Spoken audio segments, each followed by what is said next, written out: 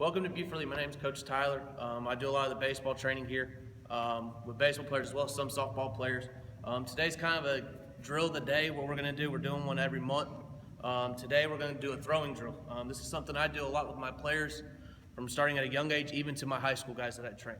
This is basically to get our throwing mechanics in line so when we become a pitcher, we're going to be able to throw strikes, we're going to be effective, and we're going to be safe, the most important thing. So right now I've got one of my lessons right here. He's going to demonstrate. We're going to start off first off doing a knee drill. This is something I make all my guys warm up with. It's usually one of the drills we always do in a pitching lesson. It just makes sure our arm's in the right slot. We're using our front side, which is important to us when we throw. Our gloves just as important as us using our arm when we throw. So what we're going to do is we're going to have my lesson right here. He's going to demonstrate kind of what we do. So we're going to start like we just caught the ball from our partner. We're going to take our arm back.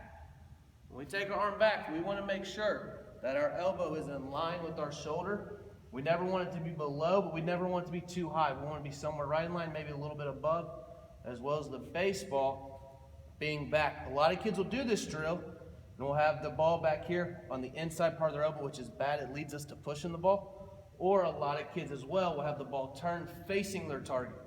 When that's facing that target, all we can do is push that ball forward. We actually cannot throw it. So when we get our arm back, we want to make sure that ball's facing the opposite direction with our arm, and then our front side, we want to make sure it's just as level. We basically call it parallel. They should be balanced. It makes our body balanced. It makes us control our throw better, as well as we can be stronger and more efficient with our throwing motion. All right, so let's start back over. So back.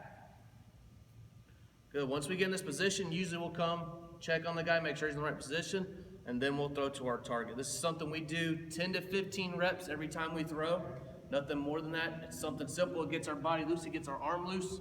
You know, once we start playing catch, we usually start with this drill when we play catch, and we progress forward and further back as we go on. So we're going to demonstrate 2 times right here. You ready? So back. Throw. Good. Back. Throw. Very good. And that's something simple we can do as a baseball player. You can do it with your dad, you can do it with your brother, you can even do it by yourself at the house, throwing into a wall, using a pair of socks that I roll up. That's how I used to do it as a kid. And that's something we start off with most kids when it comes to throwing as well as pitching.